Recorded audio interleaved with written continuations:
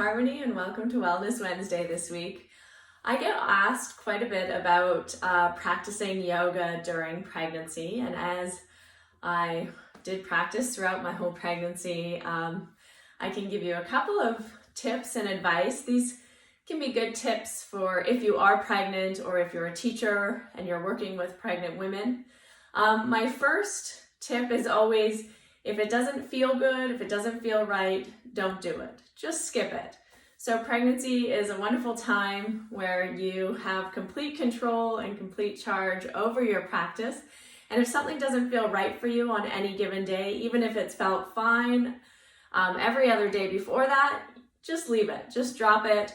Come out of it. You could try it again or just leave it and forget about it. Try it the next day maybe. See how things are. Your body's really changing a lot with the hormones and even like the position the baby's in, and certain times that might make some postures or different things that you're doing very uncomfortable. So if it doesn't feel right that day, don't worry about it. You don't have to do every pose for sure, and you definitely, as you progress in pregnancy, the poses aren't going to look the same as they do when you're not pregnant. So it's good to get used to being flexible in your mind as well as in your body, especially if you're planning on having a baby or you are pregnant, because life never is going to go the way that you want it to. So the faster you can wrap your head around that, the better it will be. But here are a few modifications. So obviously, in your first trimester, you're not really showing. Everything can be practiced the same way as you normally do if you have a regular yoga practice. If you've never practiced yoga before and like you're pregnant now and the doctor said, oh, you should go practice yoga, I would definitely look up a prenatal yoga class, not an Ashtanga yoga class. Because it's just going to be more geared towards people who are newer to yoga, who have never practiced. But if you're a practitioner, you've been practicing for a year or 2 years or 10 years, you can stay with your practice. You can keep doing the things that you're used to doing. Some recommendations are to take the first trimester off. These are mostly precautionary recommendations. Most miscarriages happen in the first trimester. However, miscarriages are usually like 99.9% because of fetal misdevelopment. It's nothing you've done as a mother, as a person, or in your practice or your life. So it's not really something to worry about, but if you are worried, then please, by all means, take the first 3 months off. And it can also be a nice way if you're a very A-type personality and you're very attached to your practice. It's a good way to kind of let it go, because practice and your practice routine is going to be very disrupted after you have a baby. So sometimes it's nice to get in the mindset of okay, this isn't the most important thing in my life, this yoga practice, this asana practice, and learn how to practice yoga in different ways. Because that's going to come in handy for sure as your pregnancy progresses, and then also after giving birth, when it's really valuable to rest for a little while. But let's say you want to practice in the first trimester. I would just say really make nurturing your body be the main focus for your practice. It's not a time to purify. It's not a time to be like really pushing yourself or like going after those asanas or trying to break barriers in your own practice. It's a time to nurture, to heal, to nourish the life within you as well as yourself. So really practice in a way that's sweet and gentle. As your belly grows, obviously there's the main modifications of if you're in like Paschimottanasana, forward bend, separating the legs, or Padangusthasana, keeping the legs hip width apart so there's room for the belly to go down.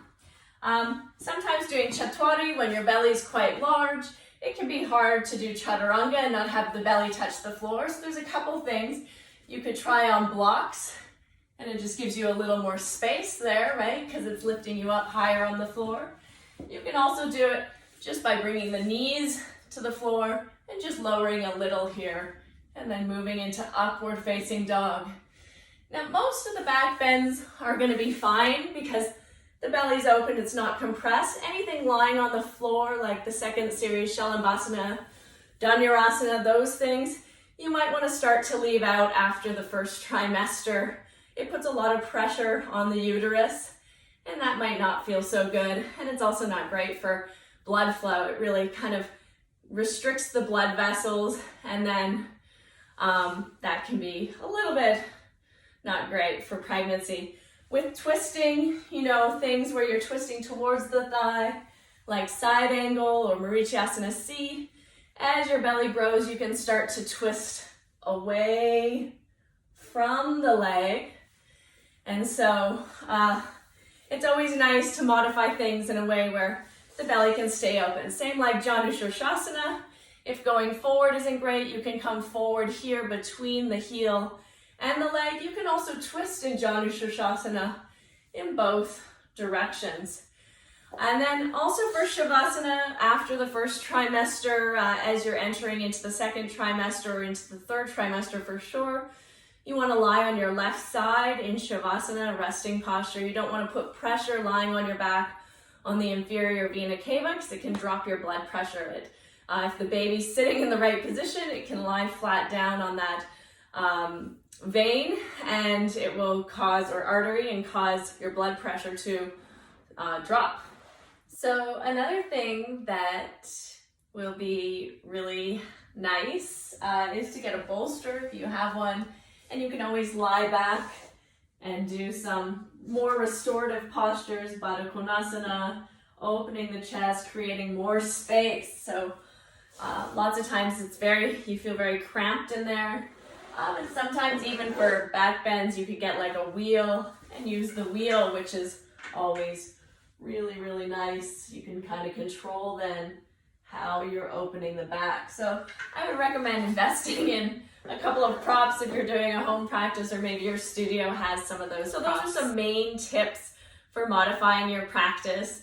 I'm actually going to be teaching a whole workshop, 2 hours of how to modify your practice during pregnancy with Keen on Yoga. That will be in December. I believe it's December 12th.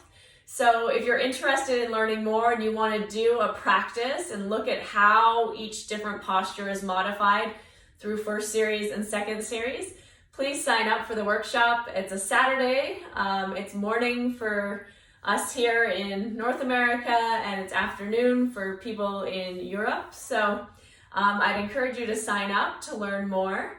And yeah, these are a few little tips for you, but if you want a full practice, come to the workshop, and I look forward to seeing you there. And of course, you can always DM me with any questions or concerns if you're worried about something. I'm happy to always answer your questions. Okay, thanks for joining me today. Have a wonderful week. Namaste.